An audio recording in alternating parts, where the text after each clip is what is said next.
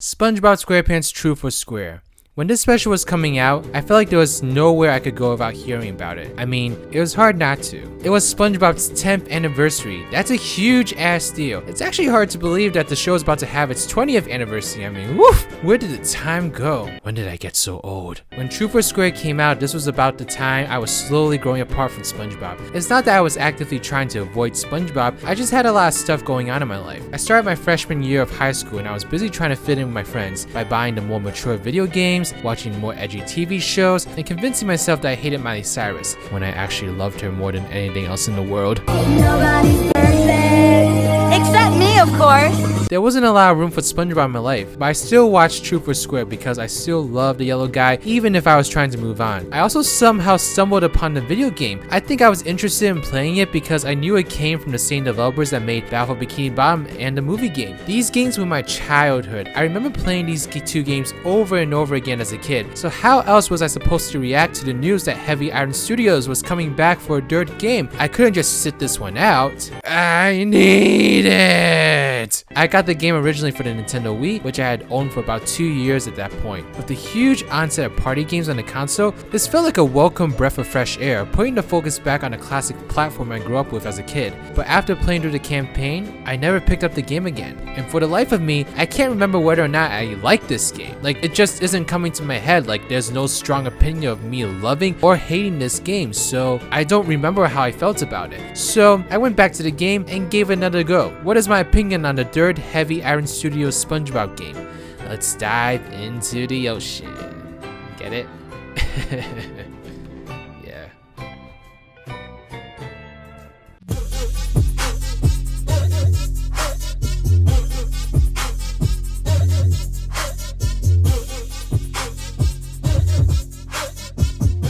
I got hot sauce in my bag, swag.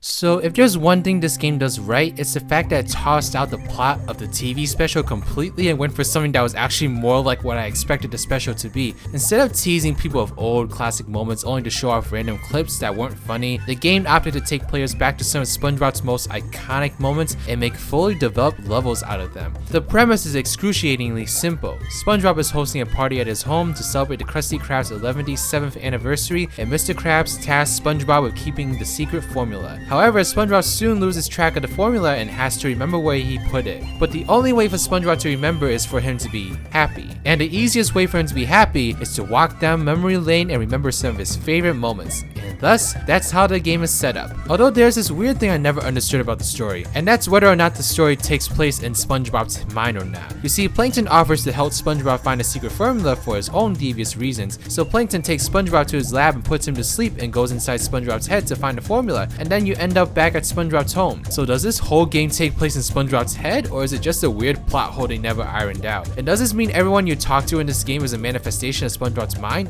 I don't know, I think I'm looking too much into this, but certain games have traumatized me in the past, so that's why I'm thinking like this.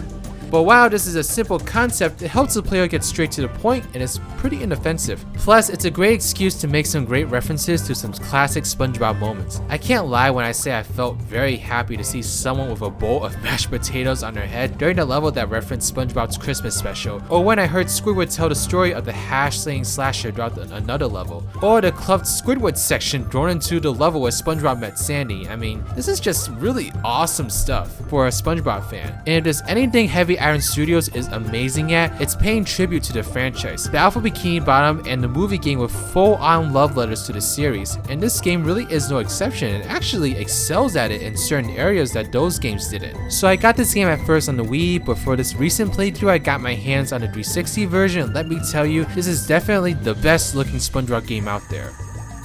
Which is really not saying much. Now, here's my stance on the look of SpongeBob games. I think it's much more important for the graphics to exhibit a certain style that reflects the TV show it comes from. So what this means is the game must look like a cartoon, and it does a great job at that. But the game definitely takes a lot of cues from Battle for Bikini Bottom, outright reusing some of the areas from the game. I mean, seriously, the very first level takes place in Jellyfish Fields and uses the exact same music as well. Deja vu, anyone? Ah yes, that's right, the music. I don't think any of the music in this this game is actually original. As far as I can tell, every single track in this game is either taken from Battle for Bikini Bottom, the movie game, or the TV show itself, which I guess can be justified for a game that's supposed to celebrate SpongeBob's history, but would it have killed them to at least remix the tracks? That's why the soundtrack of Sonic Generations and Crash Insane Trilogy are so amazing. Though all the tracks are from other games, they're changed up to bring something new to all of them, which is a cool concept. But Truth or Square just outright reuses most of its content, and I can't help but be rubbed off the wrong way by it. I know it's a celebration of SpongeBob's history, but basically cutting and pasting the level designs and music feels more like an excuse to take shortcuts rather than a way to celebrate what came before, and that's just disappointing. I will say if there's anything about this game's presentation that truly excels at, is SpongeBob's emotive model. So SpongeBob's model is updated a little bit more compared to the Battle for Bikini Bottom and movie game, and he's able to exhibit a lot more emotions. It's very similar to how SpongeBob is like now, I guess, or was at the time that this game was made, because SpongeBob, when this game was being made, is a lot more emotive in the TV show than he used to be. And of course, when you watch episodes of him now, he's even more expressive of his emotions. And the game follows the same direction, and SpongeBob looks happy, sad, annoyed, disappointed, and all that very convincingly. And this is definitely an improvement from Battle for Bikini Bottom and the movie game, where SpongeBob wasn't as expressive, but it wasn't really something that I noticed personally. But after playing this game, I'm like, wow, SpongeBob is way more emotive in this one, and that's really cool.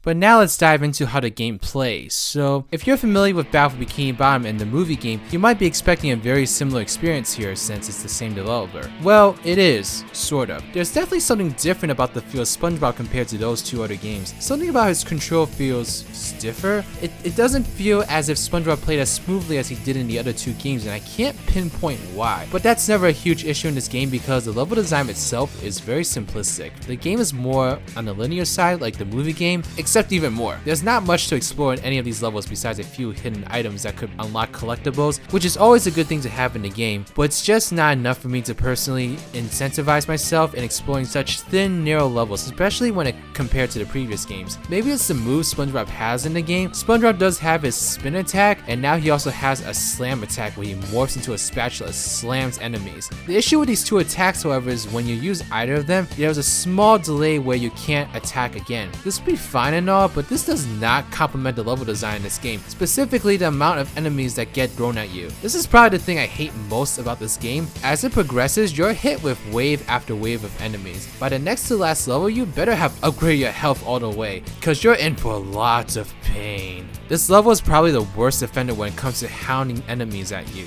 There's just no way to avoid getting hit except jumping around, I guess. It's just not fun, and I hate it when games add challenge by giving you endless enemies to attack. It just feels like really cheap level design when you could have tried to do something a little bit more creative with like the platforming challenges, I guess, or more unique things to kind of put into the game, not just spam enemy after enemy at you. Like, it's boring, it's tedious, and it's the reason that beat 'em ups don't have a good name. One thing this game does introduce that's different from the previous two games are power-ups, but in all honesty, they don't add all that much to the game. The most used one is the Muscle Bob Buff Pants one, which basically makes your attack stronger. It definitely makes battling endless waves of robots more tolerable. It's way overused, but personally I'm glad, because if I had to fight SpongeBob in his regular form, then I probably would have been driven crazy in the next to last level. Like, there's just so many robots sometimes, it feels overwhelming, and it just feels like, what else am I supposed to be playing this game for? Is this game a beat 'em up or a platformer? Because it definitely is supposed to be a platformer from the way it's designed, but sometimes it's just so many robots that that's basically all you're doing for like 10 minutes at some points. There's also character power-ups, but they all essentially have the same purpose, which is for defeating hordes of enemies with invincibility. Oh yes, by the way, you know how you were able to play as SpongeBob, Patrick, and Sandy in Battle for Bikini Bottom? Well, now they're both gone.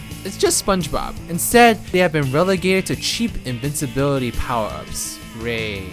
I'm actually always really excited whenever I get to see one of those power-ups, because I just love seeing these characters on screen, but I think that just proves how much I wish they were playable in the game. And I feel like it wouldn't have taken that much if they would just like copy and paste most of the stuff from Battle for Bikini Bottom, because if you do that, then they really don't have to play that differently from SpongeBob, for example. They could have played very similarly, you know, just give them some unique move sets that could get them to different areas in the game, and you're all set. But no, SpongeBob is the only character that's playable in this game, and that's definitely a big miss missed opportunity. However, Squidward is also a power-up, not just Patrick and Sandy, but also Squidward. And that personally makes me very happy, because it is one thing I felt like was missing from both the Battle for Bikini Bottom and movie games. It was that Squidward was not a playable character. You know, I'm very disappointed that Heavy Iron Studios for some reason does not want to make Squidward playable. I mean, come on, even Plankton's Robotic Revenge and Hero Pants did it. Why can't Heavy Iron Studios? Like, I don't know. Now, besides all that stuff, the game actually plays perfectly fine on its own, so don't get me wrong, it's not broken or anything, but especially when put side to side to Heavy Iron Studios' previous efforts, the game just doesn't compare. It's as if Heavy Iron hired a team of 4 interns and had them make this game based on the bare bones skeleton that they provided from the first 2 games.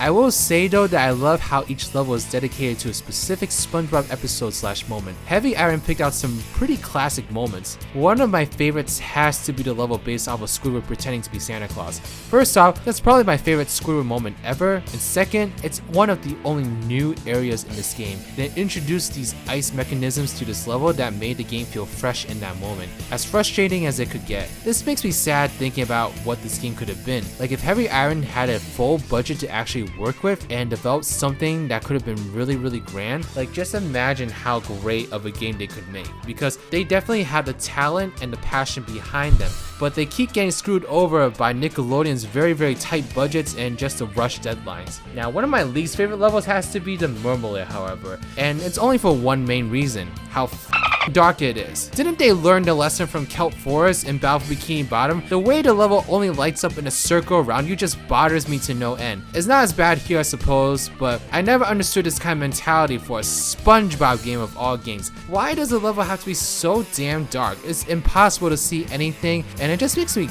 anxious, like traveling through it. I'm like, I can't see what's coming. Like, I didn't buy a horror game, I bought a children's platformer game. It's just really hard to see and just makes the level design that much more complicated. So yeah. There is a hub world that connects all the levels in the game, which is just SpongeBob's house. However, it's way bigger than it was in Battle for Bikini Bottom, and you can use the coins you collect to buy new furniture and outfits in the game. There's also these happiness objects you can collect in each level after you initially complete them. That's right, when you finish a level, actually you do get 1 happiness object, but there's 2 more after that, and to get those 2, you have to go back and play the level again and complete these Tiki challenges. So yeah, that's the thing. There's also these boxes scattered throughout each level that unlocks specific concept art. There's also a Sleeping Patrick in each level that you can find. But when you find all the Sleeping Patricks, I won't spoil anything, but the reward you get from finding them is really terrible. I hated it, so it was totally not worth my time, but it's another thing to do in the game, I guess.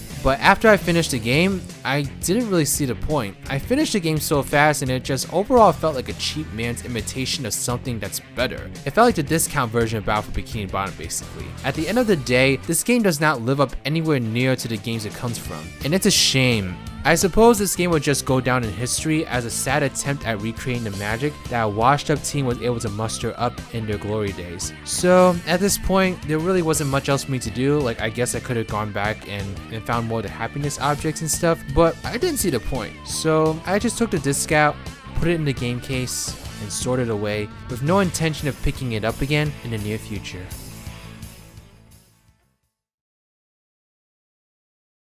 Or so I thought. I'm actually confused. Do I like this game or not? After finishing the campaign, I picked up the game again a month later to 100% it because I missed it and wanted to play it again. Is it because this game was good? Or was it because I'm actually dying for a new SpongeBob game? You know, despite how mediocre the game looks, especially compared to its predecessors, it's still a pretty great experience on its own.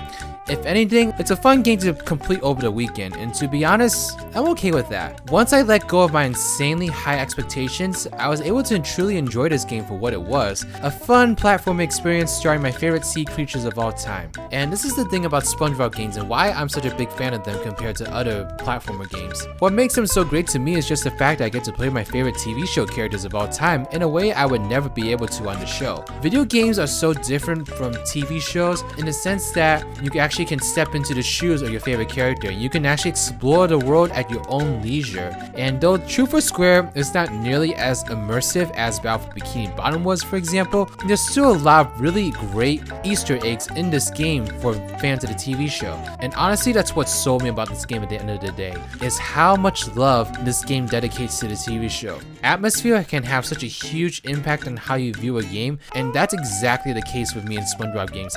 When a SpongeBob game gets it right, it gets it so right. And this is the amazing thing with me. With Heavy Iron Studios, even with half the effort that they put in this game that was definitely just a fraction of what they put into the other two games, they still managed to make a decently fun game. It makes you wonder what Heavy Iron Studios could do if they got the budget of say, Spider-Man PS4 or Super Mario Odyssey. Would SpongeBob become a huge gaming giant then? We unfortunately may never know, but I do know this for sure. People want a great SpongeBob game, and they are willing to pay for it. If you've been looking at THQ Nordic's Twitter, for example, there's people that tweet at them every single day about what the next SpongeBob game is going to be, or when a Battle for Bikini Bottom remaster is going to come out. People want a good SpongeBob game, and they're willing to pay for it. SpongeBob is one of the most iconic franchises to have ever come out in this world, and that just leaves so much potential for a great video game franchise. And I don't know, I hate how mismanaged I feel like SpongeBob is right now in terms of video games, you know? Just because SpongeBob is a TV show doesn't mean he can't have good video games. I mean,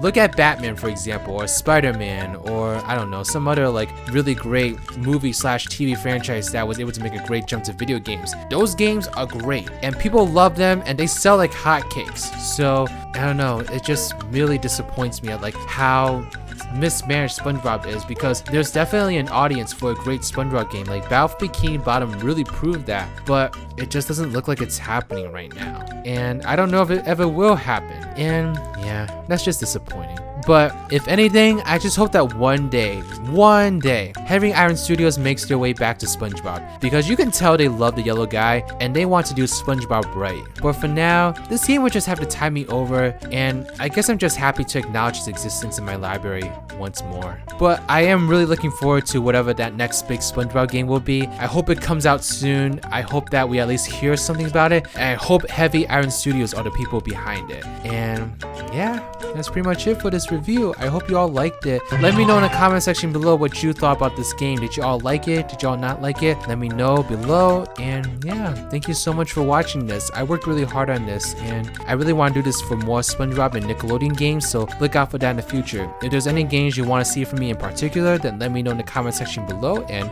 I may just look into it. But for now, please give this video a thumbs up if you like it. Subscribe to my channel if you like videos like these, want to see more in the future. Follow me on Twitter, or follow me on Twitch, and also join my Discord server, the Spongy Garden. And this is Riders, and I'm riding out. Bye-bye. Shout out to my Patreon supporters, Reese Gaming and Barry the Strawberry. If you would like to become a patron, then please take a look at the link in the description box below and take a look at what perks you could get. Thank you so much.